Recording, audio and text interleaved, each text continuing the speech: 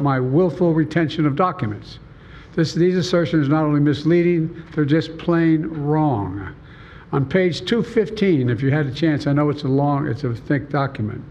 On page 215, the report of the special counsel found the exact opposite. Here's what he wrote. There is, in fact, a shortage of evidence that I willfully retained classified materials related to Afghanistan.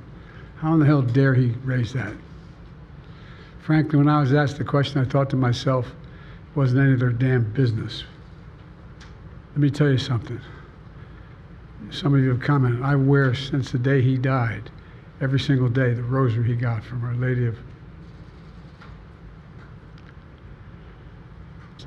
The evidence said I did not willfully retain these documents.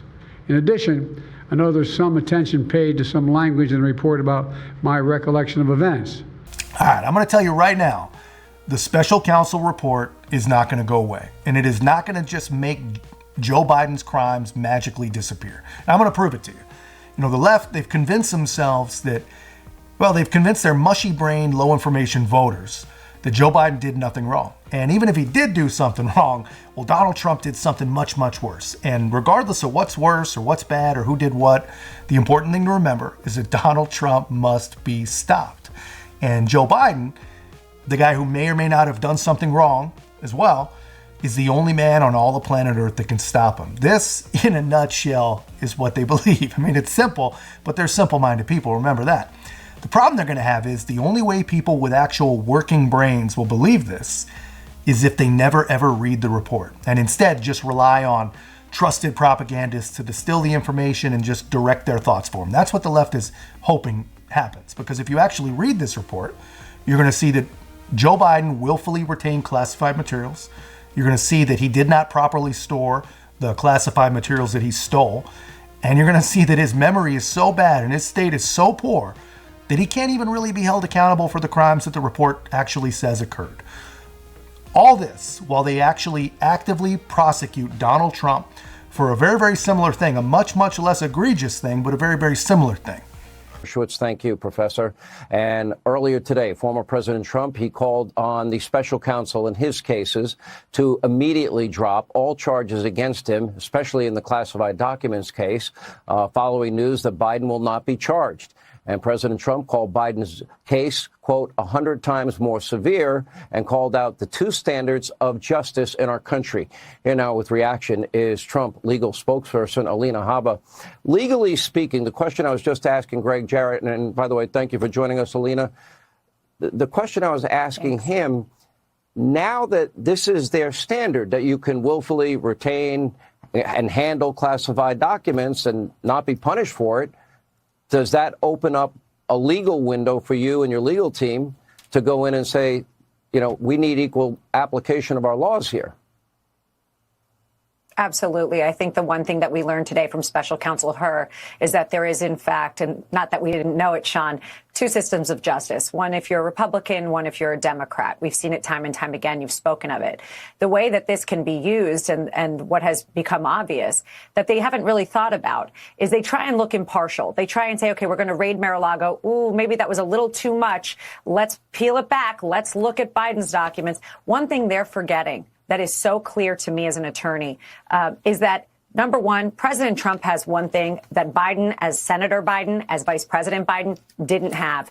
The Presidential Records Act, something that has shielded President Clinton. So when you're looking at this dual system of justice, they're going to have to face the music when we're in court. They're going to have to answer questions. And you know what? We shouldn't even be going to court. She's absolutely right, man. There is no arguing that. I mean, the fact that the thing is even in court really is ridiculous. And this is not the first time the Presidential Records Act has come into play.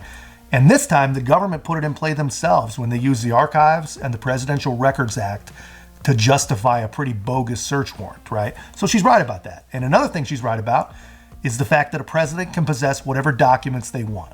She didn't say this, but they also have declassification authority. They can declassify anything they want. Now, obviously, that all gets murky. That all gets confusing once somebody leaves office. But what has never been murky, what has never been confusing is what a senator or a vice president is allowed to possess at all, even when they are in office. Now, I think the special counsel, I think his big mistake here is going to be the fact that he didn't recommend charges be brought after President Biden leaves office. He should have done that because it would still protect him, right? No justice official from either party would ever pursue charges against a memory care patient former president. But it would have at least given the illusion of a single-tiered justice system, right? And I think the only reason that they didn't recommend it is because they didn't want to have all this stuff get used politically. And if that's the case, the left is going to need to understand that they would rather jeopardize the documents case of the most evil man that ever lived, Donald Trump, rather than take a few political arrows themselves, And I'll keep going. But first, guys, join this community. If you want to join a conservative community and help get our voices heard, be a part of this channel's growth. Like, comment, subscribe, share the channel. I'll keep this going. Honestly, I agree with my client 100%. They need to drop charges and let Americans believe that we're not going to be treated differently depending on our politics. I don't think they're capable of it. I think they have severe Trump derangement syndrome. But, it's very obvious what's happening here. But I do want to thank Special Counsel Hur for making it very clear to the American public that this man can't even remember when his son was passed. And more importantly, Sean, did you see what he said today in the press conference? He doubled down on it and said, I didn't think I needed to answer that question. Well, that's another problem that we haven't spoken about. You're sitting in an investigation. You have an obligation to answer truthfully and honestly. Today was just mind-boggling. They absolutely should drop the charges. We shouldn't even have to go as far as to defend it. And then right there, he had a memory lapse. I wear this every day, my son's rosary from Our Lady of... No answer. He didn't finish it. Then he said, General el-Sisi of Egypt was from Mexico. On top of what else has happened this week? He couldn't remember the name Hamas, Francois Mitterrand, Helmut Kohl of Germany when it was Angela Merkel. I just don't know how many of these moments he can keep having when people stay in denial. And for the record, Alina, I faced a lot of criticism when I was probably one of the first people out there to point this out on a regular basis. And, how did I get paid back in return? They tried to compare me to... I think Hannity is wrong about one thing here, right? He thinks that people are in denial. I don't think people are in denial at all. I think there are two kinds of liberals, right? The ones that know exactly what's going on, whether that's on the economy or Biden's mental capacity or how close we are to World War and any spot you want to pick, all of it. They know everything that's going on. They know what's going on, and they are carefully crafting the message and the narrative for the other kind of liberal, which I think is the majority of liberals. They believe literally everything and anything they are told by specific people, whether it's powerful forces in the media they trust or establishment government.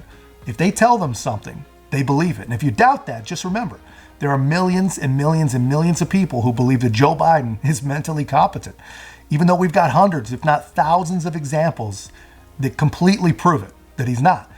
They believe that January 6th was an insurrection, even though out of thousands of charges and millions of dollars spent on investigations, no one has been charged with it. No one has been held accountable for actually insurrection, right? They believe it, though. And they believe that the economy is strong and that Bidenomics is working, even after they were promised bottom up and middle out. And the only thing that has been delivered is inflation, record homelessness, and families spending almost $800 more a month for less stuff, right? People really will believe anything that they're conditioned to believe. And we see that. It's proved. But anyway, that's just my take, guys. Let me know yours in the comments. If you haven't already, please make sure to like, comment, subscribe. Most importantly, share the channel. I'll see you in the next one.